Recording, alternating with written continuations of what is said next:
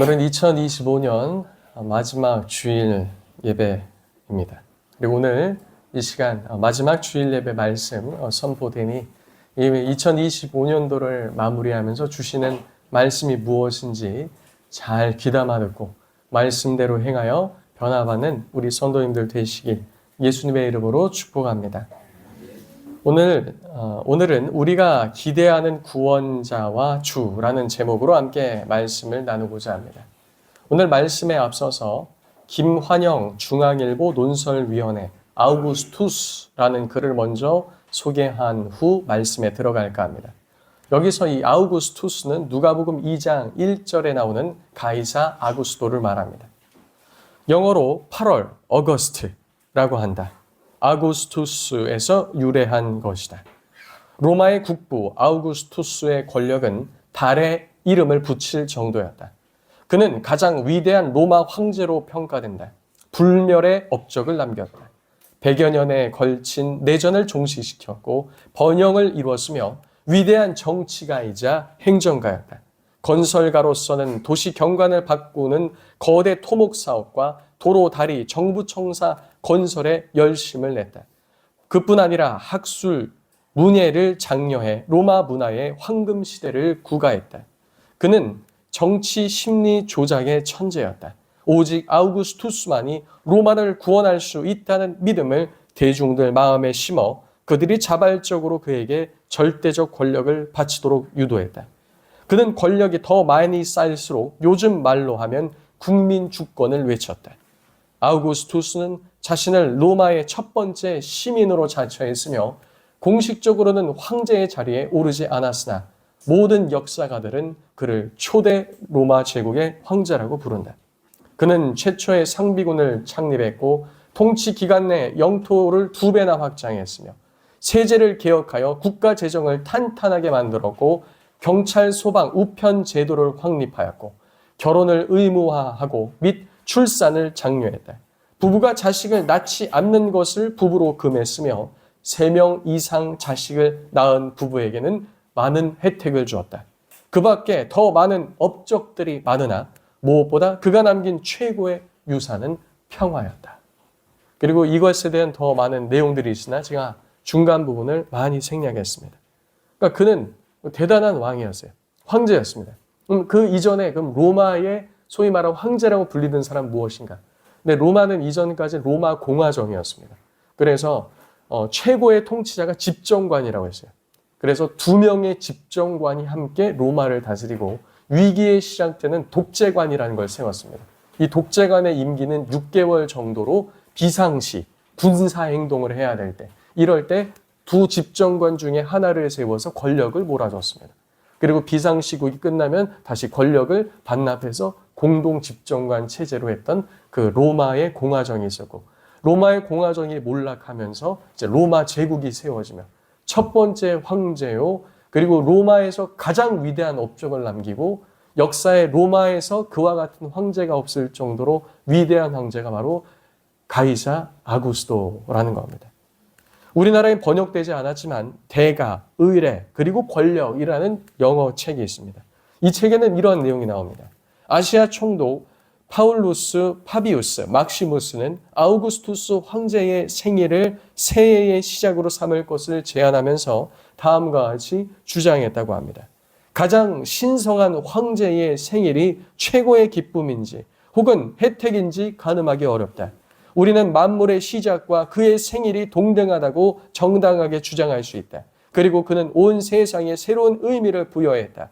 만일 황제가 모두에게 공동의 혜택을 베풀기 위해 태어나지 않았다면 세상은 스스로 파멸을 맹목적으로 받아들이고 말았을 것이다. 또 지역 의회에서는 아우구스투스에게 영예를 돌리기로 결정하면서 다음과 같이 설명했습니다. 우리의 삶에 신이 내린 섭리는 인류의 은택을 위해 아우구스투스를 낳게 하셨고 그를 덕으로 채움으로써 열정과 관대함으로 우리의 삶을 위하여 가장 완벽한 선을 창조했으며 우리와 우리 이후 사람들에게 전쟁을 끝내고 모든 것을 건설한 구주를 보냈다. 그가 나타났을 때 황제 아우구스투스는 기쁜 소식을 예상했던 모두의 소망을 훨씬 초과했다. 그리고 신의 생일은 그의 오심을 통해 세상을 위한 좋은 소식의 시작을 알렸다. 그러니까 얼마나 그가 대단한 황제였고, 소위 말하면 이제 다 정적들이 있죠. 근데 이의 통치가 얼마나 놀라웠으면 모든 사람이 그를 소위 말하는 찬양할 정도의, 이 정도로 대단한 인물이었다는 겁니다. 당시 황제가 태어난 날을 기념하며 황제의 업적을 기리기 위해 이런 글들이 발표되었다는 거죠. 사람들은 아우구스투스 황제는 신들, 그리고 통치자들, 의사들처럼 구주로 알렸습니다. 이렇게 가이사 아구스도는 전성기를 보내며 인류 역사를 새로 써내려갈 때 성경은 로마 황제가 있는 곳이 아닌 유대 땅 작은 고을 다윗의 동네에 주목합니다. 그러니까 이것도 참 놀라운 하나님의 섭리인 것 같아요. 당시 최고의 통치자를 탁 이 세상에 등장시키신과 동시에 그 세상에 누구를 보내세요? 자기 아들 예수 그리스도를 보내신 거 아니겠습니까? 8절에 보시면 그 지역의 목자들이 밤에 밖에서 자기 양떼를 치던 상황에 모든 것이 집중되어 있습니다. 당시 목동들은 사회적 지위가 낮은 자들이었습니다. 우리가 25일 성탄 감사 예배 때 보았던 마태복음은 유대인의 왕으로 오신 예수님에 대해서 조명하며 이방인의 고위층에 해당한 동방박사를 등장시켰죠. 동방박사는 부유층이나 왕실에만 드릴 수 있는 그 예물들을 준비해서 저 먼 땅으로부터 예수님께 경배를 드리기 위해 찾아왔습니다. 그러니까 동방박사들이 드린 황금과 유향과 몰약, 이런 예물을 준비할 수 있던 것만 해도 이들이 어느 정도 위치에 있었는지를 가늠하게 만듭니다. 반면에 오늘 본문에 등장하는 누가복음 본문에 등장하는 자들은 유대인들 중에서도 사회적 지위가 낮고 또 그 지역에 살고 있던 목동들이었습니다. 그리고 이들에게는 오늘 이 기쁜 소식이 전달되죠. 8절에서 9절에 보면 그 지역 목자들이 밤에 밖에서 자기 양떼를 지키더니 주의 사자가 곁에 서고 주의 영광이 그들을 두루비치매 크게 무서워하는지라 라고 말합니다. 소식을 전하러 온 주의 천사들의 현현에 목자들은 두려워하였습니다.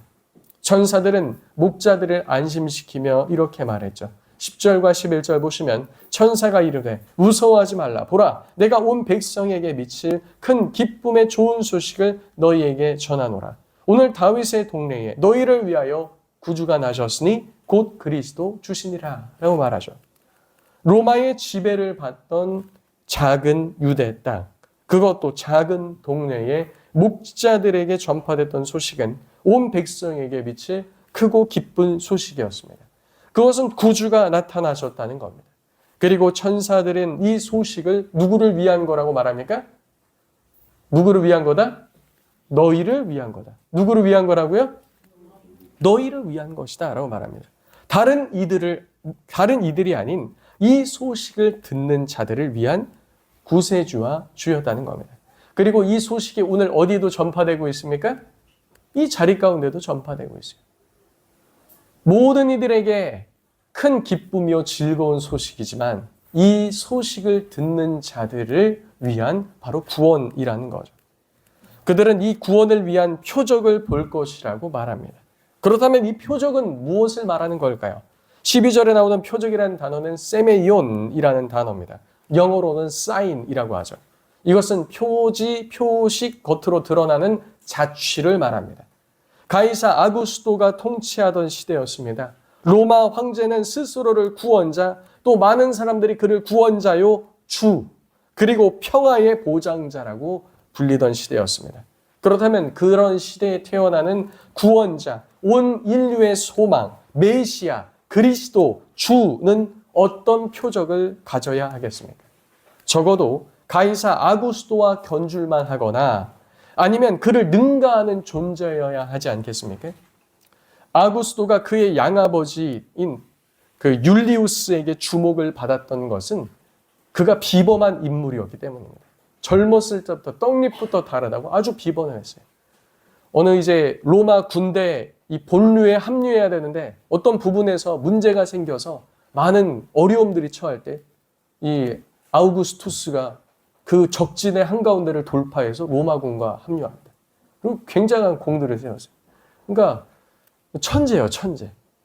뭐 행정, 정치, 문화, 예술, 뭐 사람의 마음을 움직이는 것부터 해서 용맹부터 해서 그리고 율리우스가 이제 황제로 지목했을 때 많은 사람들이 이 아우구스투스, 이 옥타비아누스거든요. 이 가이사 아우구스토가 이 옥타비아누스한테 이 황제가 되지 말라고 했습니다. 황제가 되는 것은 독이 든 성배를 마시는 것이다. 많은 사람이 너를 노릴 것이다. 너는 어려움에 처할 것이다.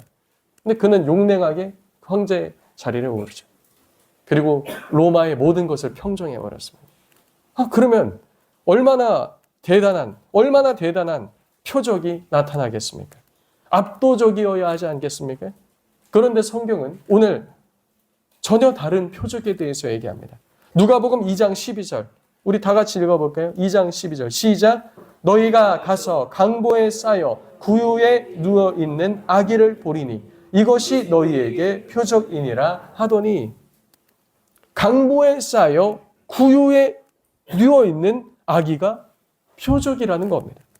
우리를 구하러 오신 분, 이스라엘의 구원자, 온 인류의 구원자, 메시아 그리스도요 주의 표적이 무엇이라고요? 강보에 쌓여 구유에 누워있는 아기라는 겁니다. 이때 드는 생각은 너무나 자연스러운 게 이런 겁니다. 도대체 이 아기가 무엇을 할 수 있단 말인가? 이 아기가 어떻게 인류를 구원한단 말인가? 당시 사람들은 뭐라고 생각하겠어요? 아니 옥타비아누스 정도 돼야지 온 인류의 구원자고 주라고 말할 수 있지. 강보에 쌓인 아기가? 뭐 헤롯 대왕이나 어떻게 할 수 있나? 이런 생각하지 않겠습니까? 그러면 조금 더 상식적으로 생각하면 지금은 아니지만 이 아이가 어떻게 된다? 장차 자라서 무엇인가 되겠지 이렇게 생각할 수 있을 겁니다. 그런데 문제는 이것입니다. 사람들이 정말 필요로 하는 것이 무엇인가라는 거죠.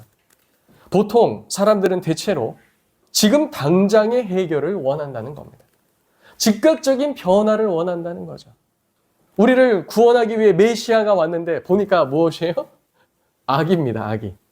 그럼 지금 해줄 수 있는 게 있습니까? 없습니까? 없어요. 앞으로 장차 언제? 적어도 그가 성인이 되었을 때 무언가를 할 수 있을 때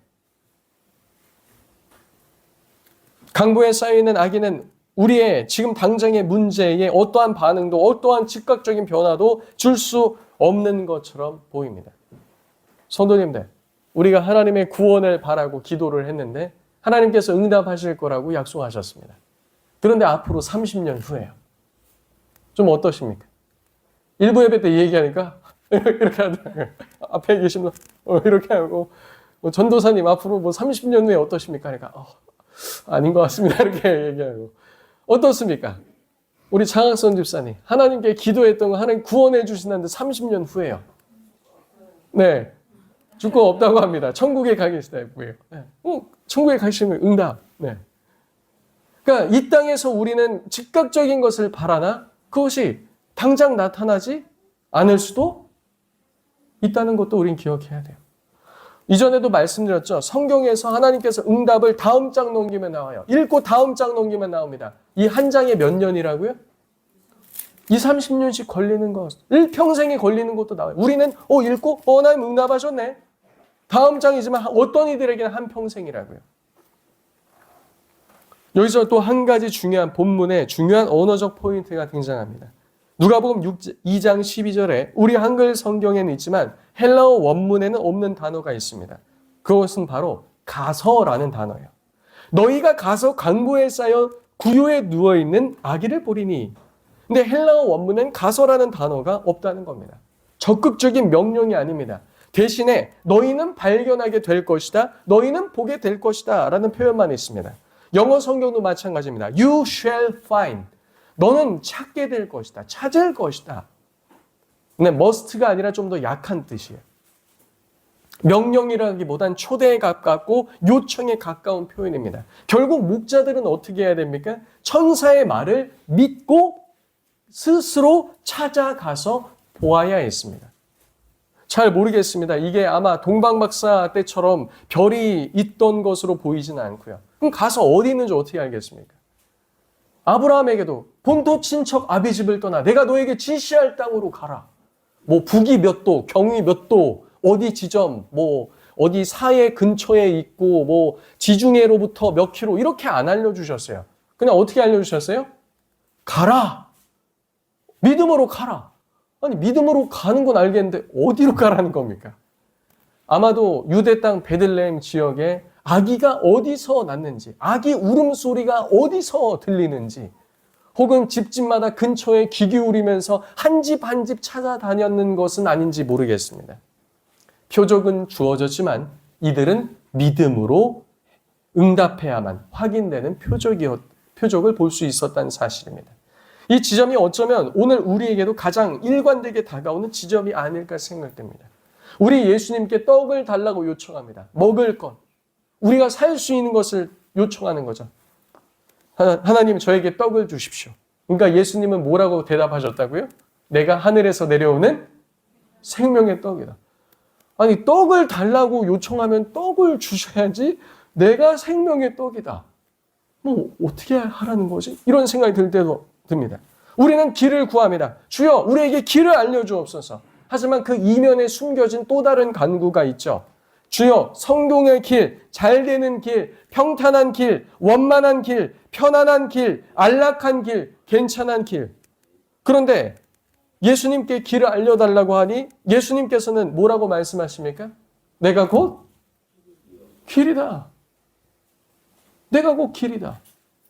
당시 랍비들은 성경에 대해서 가르칠 뿐만 아니라 성경 해석에 대해서 가르쳤어요.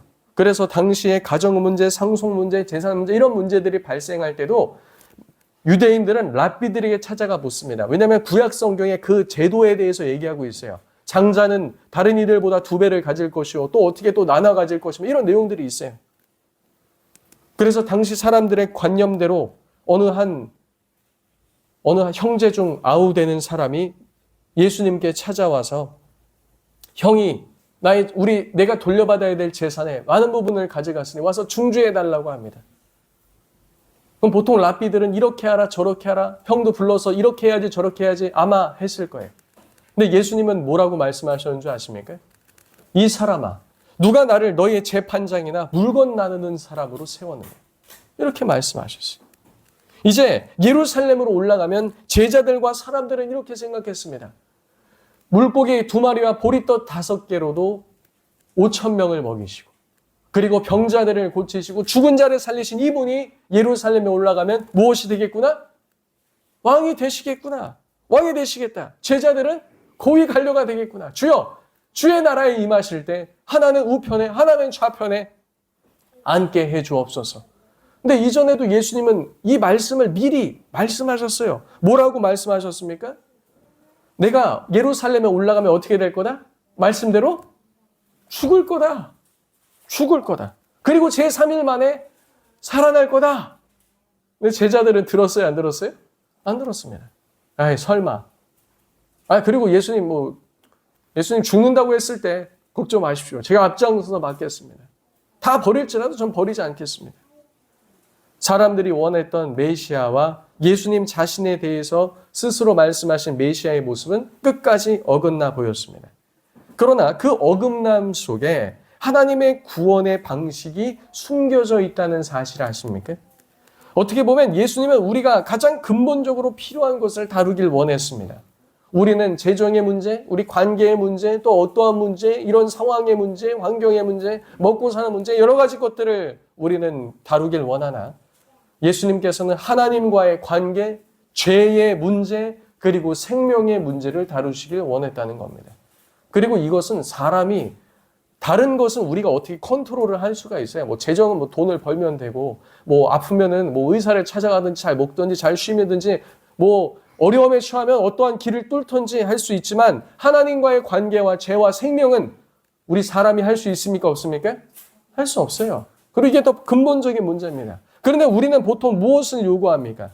이 땅에서 내가 잘 먹고 잘 살고 덜 고생하고 그 정도에 우리는 머물고 있지 않냐는 겁니다. 이게 중요하지 않다는 것이 아니에요. 근데 우리는 예수님 앞에 나오면서 나는 뭐 구원 받았으니까 다 죄사함 받았으니까 마치 모든 것이 다 해결된 양 그렇게 생각하는 경우가 많다는 겁니다. 예수님은 하나님과 화목해 하시기 위해 오셨는데 우리는 그분을 단지 문제 해결사로만 부르고, 예수님은 죄를 해결하기 위해 오셨는데 우리는 불편한 상황만 해결해 달라고 요청하고, 예수님은 영원한 생명을 주시기에 오셨는데 우리는 오늘 하루가 좀 더 편해지길 바라고 있는 건 아닌지 모릅니다. 결국 문제는 이것입니다. 예수님이 잘못된 것이 아니라 우리가 너무 작은 것을 구하고 있는 건 아닌지 모르겠다는 거죠.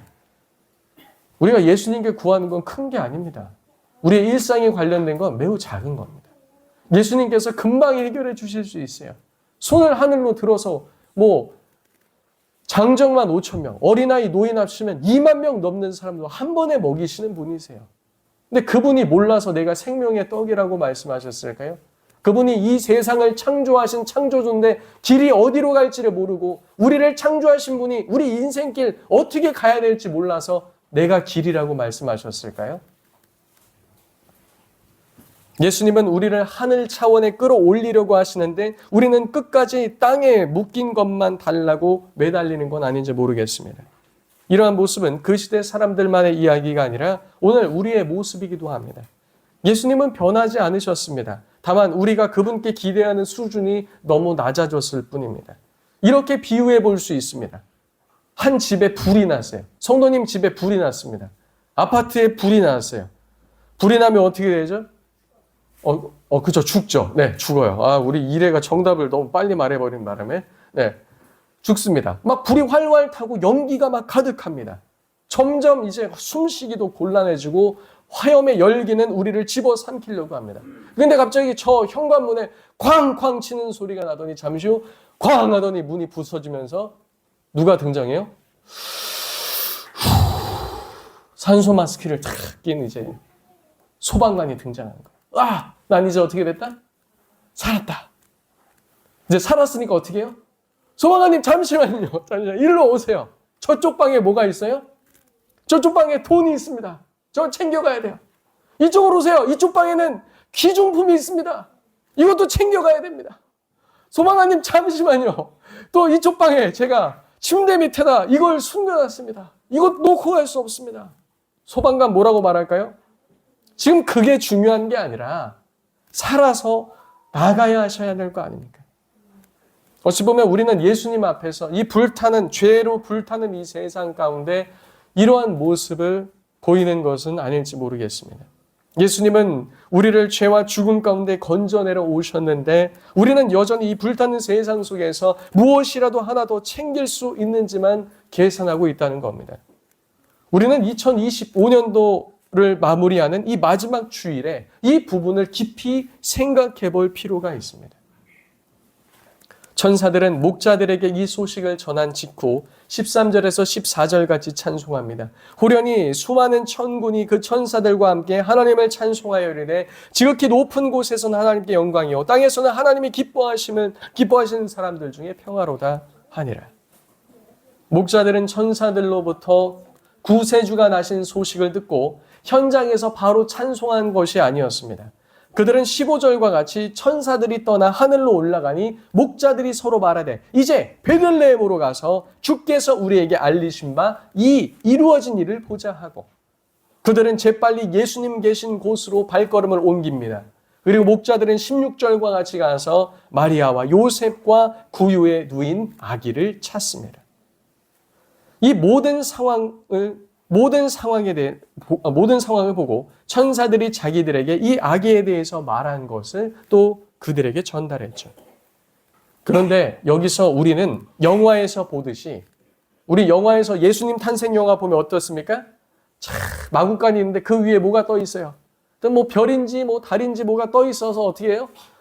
어떻게 마구간 딱 틈새에 그 지붕에 어떻게 그 틈을 딱 뚫고 마침 그 밑에 뭐가 있어요?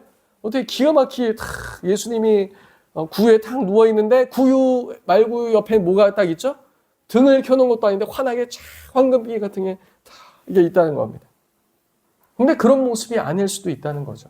당시에는 지금처럼 이런 LED 등이 있었겠습니까? 전기가 있었겠습니까? 아마도 어둠 가운데 자연광에 의지해서 어둠 속에 누워있는 아기를 보았을 수도 있다는 거예요. 그럼에도 이제 이 표적을 본 목자들은 이렇게 말합니다. 목자들은 자기들에게 이르던 바와 같이 듣고 본 그 모든 것으로 인하여 하나님께 영광을 돌리고 찬송하며 돌아가니라. 사랑하는 성도님들, 지금 이 상황에 우리에게 하시는 말씀이 무엇입니까? 예수님의 탄생은 당시의 구주인 로마 황제의 지위와 그가 이룩한 평화에 대한 의문을 던진다는 겁니다. 그리고 이 의문은 양쪽으로 던져집니다. 정말 그 옥타비아누스가 이 세상을 구원할 구세주와 주인가? 그리고 그가 평강의 왕인가? 그리고 동시에 정말 여기 강보에 쌓여 누워있는 이 아기가 구세주인가? 주인가? 정말 평강의 왕인가? 세상은 우리를 향해 로마 황제의 만세라고 외칠 겁니다. 누가 진정한 구세주와 주인지 오히려 우리에게 물을 것입니다. 세상은 가이사 아구스도를 진정한 온 세상을 다스릴 주가 아니겠냐고 말할 것입니다. 그는 전쟁에 능한 황제요, 평화의 황제요, 번영의 황제요, 위대한 정치가요, 행정가요, 건축가요, 예술가요, 천재이기 때문에 그러죠. 예수님은 하늘에서 내려오는 떡을 자신이라고 말할지언정 아우구스도는 너희의 입에 들어갈 빵을 줄 것이다. 그는 전쟁에 능한 것을 단지 말할 뿐만 아니라 그는 실제로 정복의 왕이다.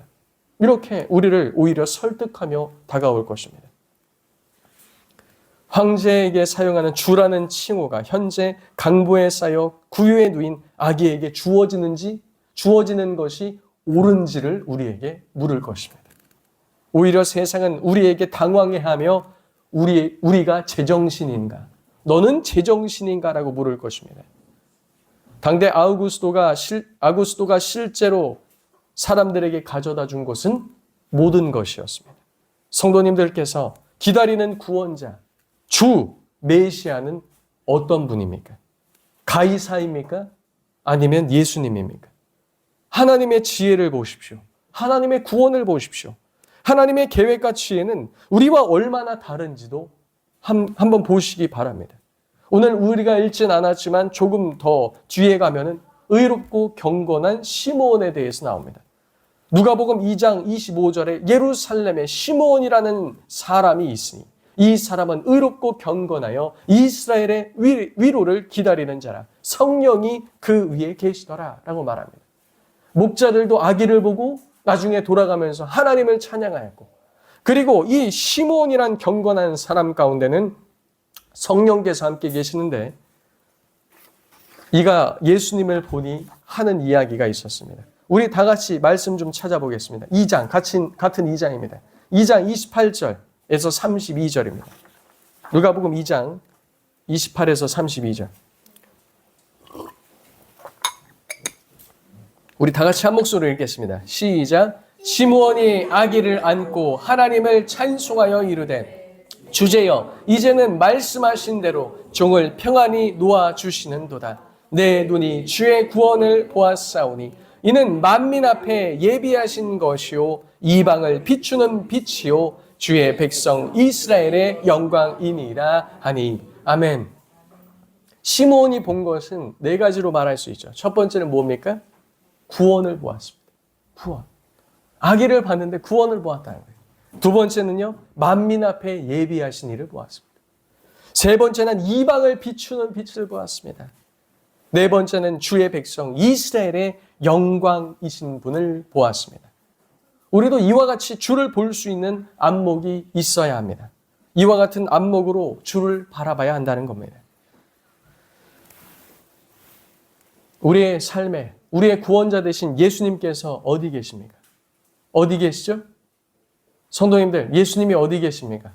우리와 함께 계신 줄로 믿습니다. 우리 곁에 계세요. 근데 마치 예수님께서 우리 곁에 계신다는 건 아는데 하나님께 도움을 요청하고 무엇인가를 요청할 때 마치 강보에 쌓인 아기처럼 우리의 삶에 어떠한 극적인 일들이나 극적인 기도 응답을 해주시지 않는 것처럼 보일 때도 많지 않습니까? 근데 심지어는 그 강보에 쌓인 아기를 보면서도 하나님의 구원을 찬송했고, 그리고 시므온은 그 아기를 안아들면서 이와 같은 일들을 찬송했듯이 우리도 이미 모든 것을 이루고 성취하신 주께서 우리 안에 계시며 함께 계시니 믿음으로 담대하게 나아가야 할 줄로 믿습니다. 그분이 우리의 실제 구세주요 구원자 주 예수 그리스도이신 것을 믿는 성도님들 되시기 바랍니다. 우리 말씀 이제 한 구절만 찾고 마치도록 하겠습니다. 그 메시아께서 지극히 작고 나약한 아기의 모습으로 오셨으나 진정 전쟁에 능한 왕이며 평강의 왕이며 지혜와 번영의 왕이라는 것을 미리 본 자가 있었습니다. 이사야입니다. 이사야 9장 6절에서 7절입니다. 우리 말씀 찾아보겠습니다. 이사야 9장.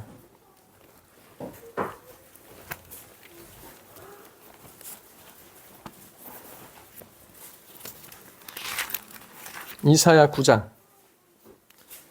구약성경 978페이지입니다. 978페이지. 이사야 9장. 978페이지. 6절에서 7절. 우리 한 목소리를 읽겠습니다. 시작. 이는 한 아기가 우리에게 낳고 한 아들을 우리에게 주신 바 되었는데 그 어깨에는 정사가 메었고 그의 이름은 기묘자라 모사라 전능하신 하나님이라 영존하시는 아버지라 평강의 왕이라 할 것임이라. 그 정사와 평강의 더함이 무궁하며 또 다윗의 왕자와 그의 나라에 군림하여 그 나라를 굳게 세우고 지금 이후로 영원히 정의와 공의로 그것을 보존하실 것이라. 만군의 여호와의 열심히 이를 이루시리라. 아멘. 그는 진정한 구세주요 주라는 겁니다. 그 어깨에는 정사, 이 통치가 있고 그리고 무엇이 있습니까? 기묘자라, 신비라, 모사라, 지혜라, 전능하신 하나님이라, 그리고 영존하시는 아버지라, 평강의 왕이라. 그 아기 속에서 이사야 선지자도 이것을 보았다는 겁니다. 진정한 구세주요 주인은 누구십니까? 세상 모든 것을 가지고 있는 가이사입니까? 아니면 아기 예수님입니까? 성도님들이 바라는 구세주요 주인은 누구입니까? 가이사입니까? 아니면 하나님의 감추어진 그러나 동시에 드러난 지혜인 이 예수님입니까? 고린도전서 1장 18절에서 25절은 말합니다. 십자가의 도가 멸망하는 자들에게는 미련한 것이요 구원받는 우리에게는 하나님의 능력이라. 기록된 바 내가 지혜 있는 자들의 지혜를 멸하고 총명한 자들의 총명을 폐하리라 하였으니 지혜 있는 자가 어디 있느냐? 선비가 어디 있느냐? 이 세대 변론가가 어디 있느냐? 하나님께서 이 세상의 지혜를 미련하게 하신 것이 아니냐? 하나님의 지혜에 있어서 이 세상이 자기 지혜로 하나님을 알지 못하므로 하나님께서 전도에 미련한 것으로 믿는 자들을 구원하시기를 기뻐하셨도다. 유대인은 표적을 구하고 헬라인은 지혜를 찾으나 우리는 십자가에 못 박힌 그리스도를 전하니 유대인에게는 거리끼는 것이요 이방인에게는 미련한 것이로다. 오직 부르심을 받은 자들에게는 유대인이나 헬라인이나 그리스도나 하나님의 능력이요 하나님의 지혜니라. 하나님의 어리석음이 사람보다 지혜롭고 하나님의 약하심이 사람보다 강하니라. 아멘. 세상은 아기 예수 말고 우리에게 가이사 아구스도를 소개하나 우리는 세상에게 누구를 소개해야 됩니까? 이 바로 예수 그리스도를 소개해야 할 줄로 믿습니다. 세상은 본인들이 지혜롭다고 말해요. 성경도 인정해요. 이방인들에겐 우리가 믿는 것이 무엇이에요? 미련한 것입니다. 미련한 것이.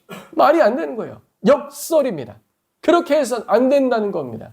그러나 그 속에서 하나님의 지혜가 있다는 거예요. 사람이 안 된다고 말하는 그 상황과 환경 속에서 그의 능력이 나타나는 줄로 믿습니다. 오늘 2025년 마지막 주일 이 예배를 통해서 그리고 며칠 남지 않은 2022년도를 며칠간 되돌아보며 나는 그리스도를 섬겨왔는가 그리고 아니면 가이사 아구스도를 더 열망해 왔는가 다시 한번 생각해보는 귀한 시간 되시길 예수님의 이름으로 축복합니다. 제가 들은 말씀 놓고 함께 기도하도록 하겠습니다. 하나님, 우리는 머리로는 알면서도 때로는 이 세상의 떡과 이 세상의 평탄한 길과 이 세상의 또 다른 것들을 너무나 많이 구하는 것 같습니다. 주여, 그러나 주께서 말씀하신 대로 때로는 미련한 길처럼 보이는 그 길, 예수 그리스도를 따르며 나아가는 그와 같은 길을 찾는 우리들 되게 해달라. 오직 주를 바라며 섬기는 자들 되게 하옵소서. 들은 말씀 생각하며 주여 한번 외치고 통성으로 기도합니다. 주여!